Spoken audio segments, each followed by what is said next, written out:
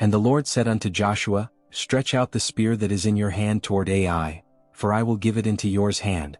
And Joshua stretched out the spear that he had in his hand toward the city, and the ambush arose quickly out of their place, and they ran as soon as he had stretched out his hand, and they entered into the city and took it, and hasted and set the city on fire.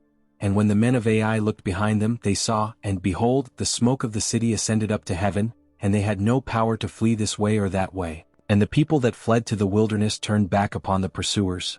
And when Joshua and all Israel saw that the ambush had taken the city, and that the smoke of the city ascended, then they turned again, and slew the men of Ai. And the other issued out of the city against them. So they were in the midst of Israel, some on this side and some on that side, and they smote them so that they hinder none of them remain or escape. And the king of Ai they took alive and brought him to Joshua. And it came to pass, when Israel had made an end of slaying all the inhabitants of Ai in the field, in the wilderness wherein they chased them, and when they were all fallen on the edge of the sword, until they were consumed, that all the Israelites returned unto Ai, and smote it with the edge of the sword. And so it was, that all that fell that day both of men and women, were 12,000, even all the men of Ai. For Joshua drew not his hand back, wherewith he stretched out the spear, until he had utterly destroyed all the inhabitants of Ai. Only the cattle and the spoil of that city Israel took for a prey unto themselves, according unto the word of the Lord which he commanded Joshua.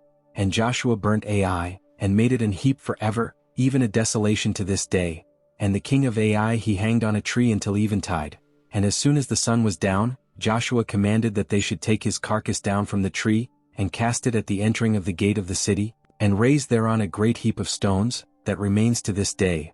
Then Joshua built an altar unto the Lord God of Israel in Mount Ebal, as Moses the servant of the Lord commanded the children of Israel, as it is written in the book of the law of Moses, an altar of whole stones, over which no man has lifted up any iron. And they offered thereon burnt offerings unto the Lord, and sacrificed peace offerings.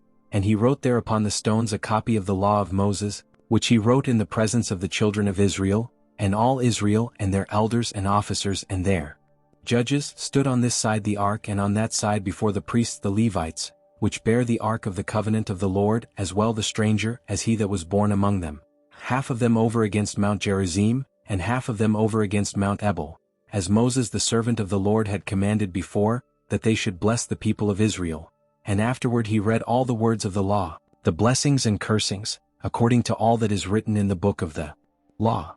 There was not a word of all that Moses commanded, which Joshua read not before all the congregation of Israel, with the women and the little ones, and the strangers that were conversant among them.